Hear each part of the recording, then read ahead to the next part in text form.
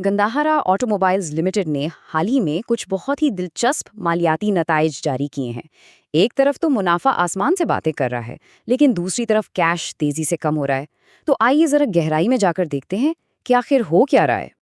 اچھا، تو سب سے پہلے سب سے بڑی خبر کی بات کرتے ہیں۔ کمپنی کے صرف اپنے منافع میں پچھلے سال کے مقابلے میں 123% کا زبردست اضافہ ہوا ہے۔ جی ہاں، 123%۔ یہ کوئی چھوٹا ہنسا نہیں ہے۔ تو چلیں دیکھتے ہیں کہ اس کے پیچھے کی کہانی کیا ہے۔ آج کے اس تجزیے میں ہم اس پوری کہانی کو 5 اہم حصوں میں سمجھنے کی کوشش کریں گے۔ سب سے پہلے منافع میں اس ناقابل یقین اچھال کو دیکھیں گے، پھر یہ جانیں گے کہ یہ پیسہ آیا کہاں سے، یعنی آمدنی میں اضافے کی وجہ کیا تھی۔ اس کے بعد بڑھتے ہوئے کاروباری اخراجات پر بھی نظر ڈالیں گے۔ چوتھے نمبر پر کمپنی کی کیش کی صورتحال کا جائزہ لیں گے، جو کہ بہت اہم ہے، اور آخر میں ان سب کا شیئر ہولڈرز کے لیے کیا مطلب ہے، اس پر بات کریں گے۔ تو آئیے شروع کرتے ہیں اس ہیڈ لائن بنانے والے منافع کے عدد سے۔ دیکھتے ہیں کہ یہ جو اتنا بڑا اضافہ ہے، اس کی اصل وجہ کیا ہے۔ یہاں تو اعداد و شمار خود ہی پوری کہانی سنا رہے ہیں۔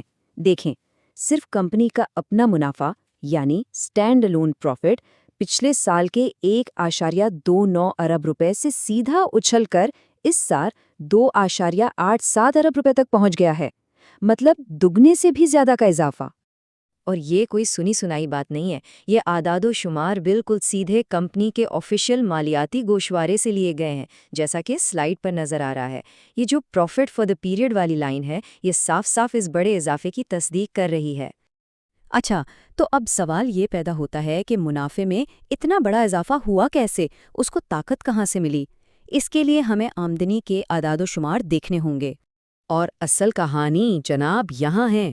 خالص آمدنی میں تو جیسے دھماکہ ہوا ہے۔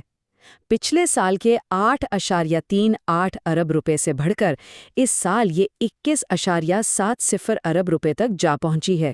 یہ سیلز میں ایک بہت ہی زبردست چھلانگ ہے۔ اور ایک بار پھر اسی آفیشیل ڈاکیومنٹ پر نظر ڈالیں تو یہ آمدنی کا ہنسا سب سے اوپر ہی نظر آ جاتا ہے۔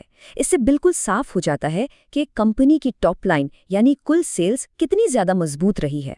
تو خلاصہ یہ ہے کہ منافع میں یہ اضافہ کوئی جادو نہیں تھا، یہ سیدھا سیدھا اس زبردست آمدنی میں اضافے کا نتیجہ ہے جو ہم نے ابھی دیکھا، یعنی ٹاپ لائن نے باٹم لائن کو خود ہی اوپر اٹھا لیا۔ لیکن کہانی یہاں ختم نہیں ہوتی۔ دیکھیں، ترقی کی ہمیشہ ہی قیمت ہوتی ہے۔ تو اب ذرا ان اخراجات پر بھی ایک نظر ڈالتے ہیں جو اس آمدنی کو بنانے میں لگے۔ یہ ٹیبل ہمیں دکھا رہا ہے کہ تقسیم کاری کے اخراجات یعنی ڈسٹریبیوشن اور انتظامی اخراجات دونوں میں پچھلے سال کے مقابلے میں کافی اضافہ ہوا ہے۔ اور یہ بات سمجھ میں بھی آتی ہے۔ ظاہر ہے جب آپ زیادہ گاڑیاں بیچیں گے تو آپ کے آپریٹنگ اخراجات بھی تو بڑھیں گے ہی۔ لیکن یہاں سب سے اہم بات یہ ہے کہ آمدنی جس رفتار سے بڑھی، اخراجات اس رفتار سے نہیں بڑھے، اور اسی لیے بڑے ہوئے اخراجات کے باوجود کمپنی کا منافع بھی اوپر گیا۔ اچھا، منافع تو اپنی جگہ، لیکن کہتے ہیں نا کہ کیش از کنگ۔ تو آئیے اب ذرا کمپنی کی کیش کی صورتحال کا جائزہ لیتے ہیں تاکہ اس کی اصل مالی صحت کو سمجھ سکیں۔ اور یہ وہ جگہ ہے جہاں کہانی ایک بہت دلچسپ موڑ لیتی ہے۔ زبردست منافع کے باوجود کمپنی کے پاس جو نقد رقم تھی، اس 9 مہینے کی مدت میں اس میں ڈرامائی کمی آئی ہے۔ یہ 5 ارب روپے سے گھٹ کر 1.7 ارب روپے سے بھی کم رہ گئی ہے۔ کیش فلو کا گوشوارہ ہمیں بتاتا ہے کہ آخر یہ پیسہ گیا کہاں۔ یہ رپورٹ اس مدت کے لیے کیش اور کیش کے مساوی اثاثوں میں خالص کمی دکھا رہی ہے، جو 3.3 ارب روپے سے بھی زیادہ ہے۔ اگر آسان لفظوں میں کہیں تو کمپنی نے جتنا کیش کمایا اس سے کہیں زیادہ خرچ کر دیا۔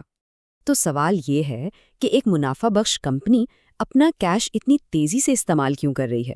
کیا وہ گاڑیوں کے نئے ماڈلز پر بھاری سرمایہ کاری کر رہے ہیں، اپنے پلانٹس کو اپ گریڈ کر رہے ہیں، یا پھر وہ خاموشی سے اپنا قرض چکا رہے ہیں؟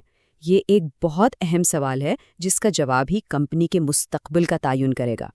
تو آخر میں ان سب کا شیئر ہولڈرز پر کیا اثر پڑا، آئیے دیکھتے ہیں۔ دیکھیں، فی شیئر آمدنی یعنی ای پی ایس ایک بہت اہم میٹرک ہے۔ یہ بتاتا ہے کہ کمپنی اپنے ہر ایک شیئر پر کتنا منافع کما رہی ہے۔ اور یہاں اعداد و شمار بہت ہی زبردست ہیں۔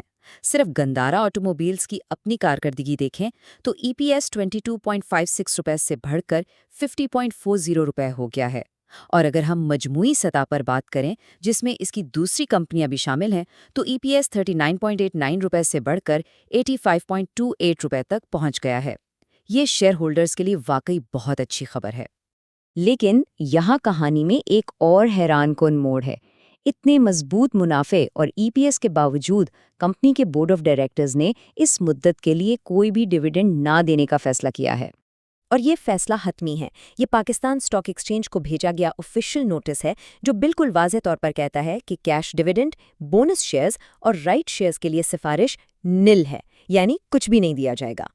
تو اگر ہم اس پوری مالیاتی کہانی کو ایک جملے میں سمیٹے تو وہ یہ ہوگا، منافع تو بڑھ رہا ہے لیکن کیش استعمال ہو رہا ہے اور ڈیویڈنڈز بھی روکے ہوئے ہیں۔